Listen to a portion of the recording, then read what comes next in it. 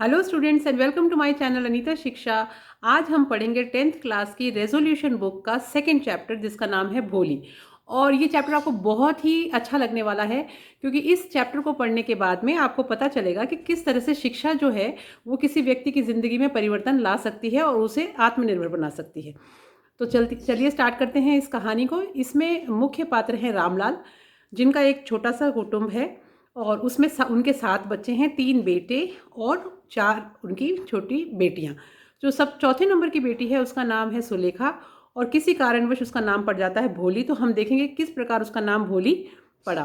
तो रामलाल जो है वो एक राजस्व अधिकारी है और काफ़ी धन संपन्न व्यक्ति है। तो वो अपने बच्चों को, लड़कों को पढ़ाता है, पहले गांव में पढ़ाता है, फिर नगर में उनको पढ़ने के लिए भेज देता है। और उसकी जो बेटियां हैं उनमें सबसे बड़ी जो बेटी है उसकी शादी हो चुकी है। दूसरे नंबर की उसका नाम है राधा, दूसरे नंबर की बेटी है मंगला, उसकी सगाई हो चुकी है और उसकी जब शादी होती है तो भोली की उम्र 7 वर्ष की होती है। उसके बाद तीसरे नंबर की बेटी है चंपा और चौथे नंबर की जो है वो भोली है। भोली के साथ कुछ ऐसे हादसे हुए जिसके कारण कि उसको बिल्कुल घर में नज़रअंदाज करके रखते थे। जब वो छोटी थी, 9 महीने की थी, तो बिस्तर से गिर जाती है और उसके सिर पे चोट आ जाती है जिसके कारण कि उसको कोई भी चीज़ फटाफट समझ में नहीं आती, तो उसका नाम पड़ जाता है भोली। उसके बाद में दूसरी घटना ये होती है कि उसको चेचक होती है और चेचक होने के बाद में पूरे शरीर पे, सिर्फ आंखों को छोड़ के उसके पूरे चेहरे के और पूरे शरीर पे काले चकत्ते पड़ जाते हैं और वो बदसूरत भी हो जाती है। तीसरी उसके साथ ये समस्या थी कि वो हकला के बोलती थी। अब ये सारी समस्याओं के साथ में भोली जो है वो अपनी बहनों के साथ में बड़ी होने लगी। एक बार क्या हुआ कि गांव में प्राथमिक पाठशाला खोलेगी जिसमें जो सिर्फ बच्चियों के लिए थी। तो उसमें तहसीलदार साहब आए और उन्होंने रामलाल को बुलाया और वो कहा कि तुम अपनी बच्चियों को विद्यालय में पढ़ने के लिए भेजो ताकि तुम्हारे को देख के गाँव के और लोग भी प्रोत्साहित हों और वो अपनी बच्चियों को विद्यालय में पढ़ने भेजें। रामलाल ने उनसे कह दिया ठीक है। लेकिन जब वो वापस घर आया तो उसने अपनी पत्नी से इस बारे में चर्चा करी कि अब मैं क्या करूं, क्योंकि उन्होंने कभी अपनी बच्चियों को तो पढ़ाया ही नहीं था। रामलाल की पत्नी का ये मानना था कि अगर लड़कियों को पढ़ाओगे लिखाओगे तो उनसे शादी कौन करेगा। तो वो कहती क्या तुम मूर्ख हो, तुम्हारा दिमाग खराब हो गया कि तुम इस तरह की बातें कर रहे हो कि लड़कियों को पढ़ाना है। वो कहता कि अब मैं क्या करूं, मेरे को जब तहसीलदार साहब ने कहा है तो मुझे उनकी बात तो माननी ही पड़ेगी, पर कुछ ना कुछ तो समस्या का समाधान हमें निकालना ही पड़ेगा। तभी उनकी पत्नी के दिमाग में विचार आया और उन्होंने कहा कि अपन ऐसा करते हैं कि भोली को भेज देते हैं, तो उससे अपनी बात भी रह जाएगी और अपन को राधा को भी अपन छोटी जो बेटी है उसको भेजना भी नहीं पड़ेगा, चंपा को विद्यालय। तो रामलाल खुश हो जाता है, बोलता ठीक है।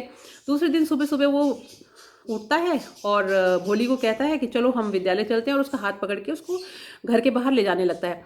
तभी भोली जो है अपना हाथ छुड़ा लेती है और वो उसको उसको ये लगता है कि पता नहीं मुझे कहाँ लेके जा रहे हैं, क्योंकि 2-3 दिन पहले ही उनकी जिस गाय थी जिसका नाम था लक्ष्मी, उसको रामलाल बेच आया था।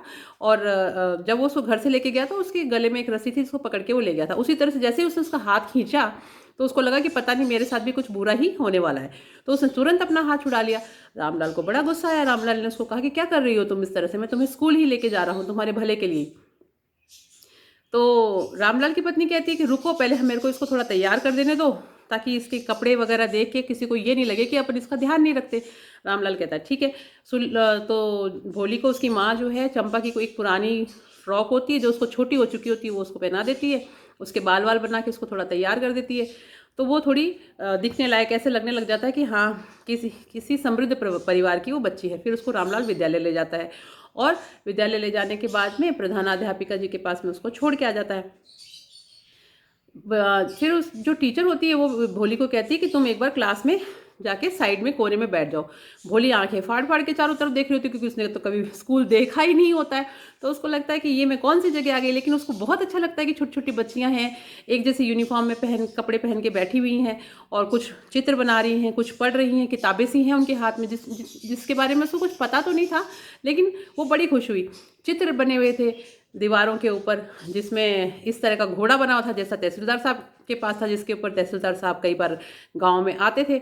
उसके ऊपर बकरी बनी हुई थी, जो उनके पड़ोस वाली जो बकरी थी बिल्कुल उसकी तरह काली थी। तोता बना हुआ था जैसा उसने देखा था, हरे रंग का।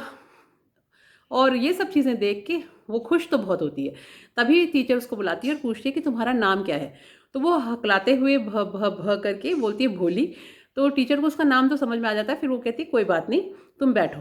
जब सब बच्चियों की क्लास खत्म हो जाती है, उनके जाने के बाद में टीचर बड़ी प्यार से उसके पास में आती है और कहती है कि भोली बेटा, तो ऐसा सुनते ही भोली भावुक हो जाती है, क्योंकि उसको इतने प्यार से आज तक कभी किसी ने बुलाया ही नहीं होता।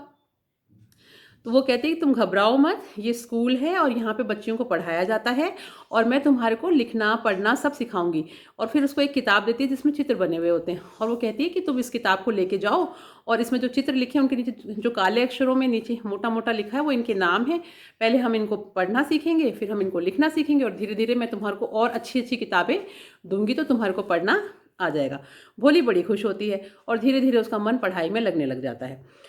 कुछ कई साल बीतते हैं, और एक दिन फिर वापस रामलाल अपनी पत्नी से चर्चा करता है शाम को कि क्या करूं, विशंबर नाथ का जो प्रपोज़ल आया है, प्रपोज़ल का मतलब जो उसने रिश्ता भेजा है अपने भोली के लिए, उसको स्वीकार कर लूं क्या? तो उसकी पत्नी तुरंत कहती है कि अरे, इसमें सोचने की क्या बात है, ये तो बहुत अच्छी बात है कि उसके साथ इतने पैसे वाले घर में वो शादी करके जाएगी, जहाँ पर धन संपन्न वो लोग व्यक्ति हों। पंसारी होता है, पंसारी की दुकान होती है विशंबर नाथ की। लेकिन फिर रामलाल कहता है लेकिन वो उम्र में तो बड़ा है, वो मेरे बराबर का है। तो उसकी पत्नी कहती है 35-40 साल जो उम्र होती है वो आदमी में कोई ज़्यादा बड़ी उम्र नहीं होती। फिर वो कहता है लेकिन उसके बच्चे भी भोले के जितने बड़े बड़े हैं। उसकी पहली पत्नी की डेथ हो चुकी होती है, तो कहती है उससे कोई फ़र्क नहीं पड़ता, भोली खुश रहेगी, राज करेगी वहाँ पर जाके, और ये तो बहुत अच्छी बात है कि उसको इतना अच्छा रिश्ता मिल रहा है। फिर वो कहता है लेकिन वो लंगड़ा के भी चलता है। तो वो कहती कोई बात नहीं, आप तो हाँ कर दो। तो वो कहता है ठीक है। लेकिन भोली बाहर बैठी बैठी ये बातें सब सुन रही होती है, वो बड़ी दुखी होती है कि मेरी अब शादी कर दी जाएगी। लेकिन शादी तो तय हो जाती है। फिर जिस दिन शादी होती है, शादी की बहुत अच्छी बारात आती है, बहुत बैंड बाजा बज रहा होता है। उसकी बहनें ये सब देख के दुखी हो जाती हैं कि देखो इसकी तो इतनी अच्छी जगह शादी हो रही है कि लोग जो हैं सब पैसे वाले घर में ये जा रही है, तो वो थोड़ी उससे ईर्ष्या करने लग जाती हैं। और जैसे ही वरमाला का टाइम आता है, भोली ने लाल रंग की साड़ी पहन रखी होती है, उस पर घूंघट के अंदर वो होती है, और जैसे ही वरमाला पहनाने के लिए विशंबर नाथ अपना हाथ उठाता है, तो जो भोली के पीछे जो लेडीज़ खड़ी होती हैं, औरतें खड़ी होती हैं, उनमें से एक उसका घूंघट जो है थोड़ा पीछे की तरफ सरका देती है, जिससे भोली का चेहरा दिखाई दे जाता है विशंबर नाथ को। और वो उसको देखते ही समझ जाता है कि लड़की तो बदसूरत है। तो वो अपने पास में खड़े हुए दोस्त से कहता है कि तुमने देखा लड़की कितनी बदसूरत है, इसके तो चेचक के दाग हैं काले काले। तो उसका दोस्त उसको कहता है तो क्या हो गया, तुम भी तो बूढ़े हो, तुम भी तो उम्र में ज़्यादा हो उससे। तो वो कहता है उससे कोई फ़र्क नहीं पड़ता, लेकिन अब तो मैं शादी तभी करूँगा जब मुझे इसका पिता 5,000 रुपये देगा। और वो वहीं अपना हाथ रोक लेता है और बुलाता है रामलाल को और कहता है कि मैं ये शादी तब तक नहीं करूँगा जब तक कि तुम मुझे 5,000 रुपये दहेज के नहीं दे देते। अब रामलाल जो है वो अपनी पगड़ी तक उसके पाँव में रख देता है कि आप मुझे माफ़ कर दीजिए, मेरे पास इतना धन नहीं है, आप इस तरह से बारात वापस ले जाएंगे तो मेरी बेटी से शादी कौन करेगा बाद में। वो कहता है मुझे नहीं पता, जब तक तुम पैसे नहीं दोगे तब तक मैं तुम्हारी बेटी से शादी नहीं करूँगा। रामलाल अंदर तिजोरी से पैसे ला के उसके चरणों में रख देता है, वो बहुत खुश हो जाता है, और फिर वो विशंबर नाथ जो है वो शादी के लिए तैयार हो जाता है और वरमाला उठा लेता है पहनाने के लिए। तो जैसे ही वो दोबारा से वरमाला उठा के भोली को पहनाने लगता है, भोली वहाँ से खड़ी हो जाती है और उस वरमाला को उठा के उसके हाथ से लेके और आग में फेंक देती है, और कहती है कि मैं ऐसे व्यक्ति से शादी नहीं करूँगी जो इतना लालची है और जो मुझसे उम्र में इतना बड़ा है और जो मेरे पिताजी की इज्जत नहीं कर सकता, उससे मैं शादी बिल्कुल भी नहीं करूँगी, और मैं खुद इस शादी के लिए इनकार करती हूँ। यह सुनते ही आस पड़ोस की जो औरतें होती हैं वो बातें करने लग जाती हैं कि ये क्या हुआ, ये लड़की तो बिल्कुल गाय के जैसी सीधी थी, आज तो इसकी जबान निकल रही है, ये तो इसने तो बहुत बड़ी बेइज्जती कर दी अपने माता पिता की, हम तो इसे सीधा समझते थे, ये तो बहुत तेज है, शक्ल से तो बेकार थी ही, और अब इसका व्यवहार देखो इतना ख़राब हो गया। तभी वो जवाब में वहाँ जो औरतें कह रही होती हैं उनमें से एक को कहती है कि चाची, आपको जैसा समझना है आप समझ लीजिए, मैं बहुत बेकार हूँ, मैं बहुत बदसूरत हूँ, लेकिन मेरा जो निर्णय है वो बिल्कुल सही है, और सुनना चाहेंगी आप? तो ये सुन के बाकी के लोग सोचते हैं कि ये तो गुस्सा कर रही है और इसका दिमाग जो है वो अभी काम नहीं कर रहा, शायद इसको समझ में नहीं आ रहा कि इसने क्या कर दिया, और धीरे धीरे सारे मेहमान चले जाते हैं, बारात भी वापस लौट जाती है। रामलाल अपना सिर पकड़ के बैठ जाता है, सोचता है कि अब मेरी बेटी से शादी कौन करेगा।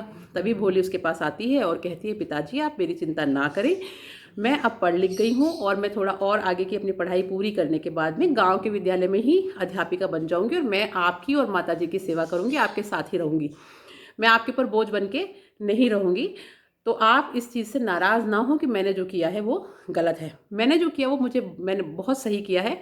दहेज प्रथा जो है वो एक अच्छी प्रथा नहीं है, तो आप इसके लिए दुखी ना हो। अध्यापिका जो होती है भोली की वहीं खड़ी होती है, उसकी शादी में आई होती है, वो ये देख के बड़ी खुश हो जाती है कि चलो मैंने इतने बच्चों को शिक्षित किया जिसमें से भोली भी एक बच्ची है, लेकिन आज सही मायने में इसने सिद्ध कर दिया कि इसने वो शिक्षा ग्रहण करी जो मैंने इसको सिखाई थी। जिस तरह से कोई कलाकार अपनी पेंटिंग बनाता है और जो सबसे अच्छी उसकी पेंटिंग होती है उसके लिए जो उसका मास्टरपीस कहा जाता है, उसके लिए जिसको देख के वो खुश होता है, उसी तरह भोली की ये सब चीज़ें देख के उसकी अध्यापिका बहुत खुश होती है और उसे गले लगा लेती है और शाबाशी देती है कि तुमने सही मायने में शिक्षा ग्रहण करी, मैं बहुत खुश हूँ। तो इस तरह से भोली जो है उसने अपने जीवन को सुधारा, संवारा और अपने माता पिता की सेवा भी करी और फिर बाद में अपनी सेवाएं गांव के विद्यालय में दी और बाकी की बच्चियों को भी शिक्षित किया। तो आई होप आपको ये कहानी अच्छी लगी होगी भोली की, और इससे आप लोग भी कुछ प्रेरणा लेंगे और ऐसी बच्चियों को पढ़ने के लिए मोटिवेट करेंगे जो बच्चियां विद्यालय नहीं जाती या जिनके माता पिता ये सोचते हैं कि लड़कियों को पढ़ाना सही नहीं है। तो अगर आपको ये कहानी अच्छी लगी हो तो आप कमेंट बॉक्स में जाके कमेंट कीजिएगा और इस मेरे चैनल को शेयर कीजिएगा, सब्सक्राइब कीजिएगा। And all the best to all of you for your exams.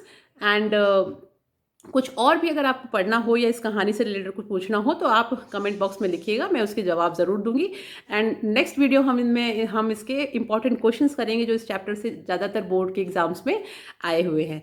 So until then, bye bye and have a nice day. Thank you.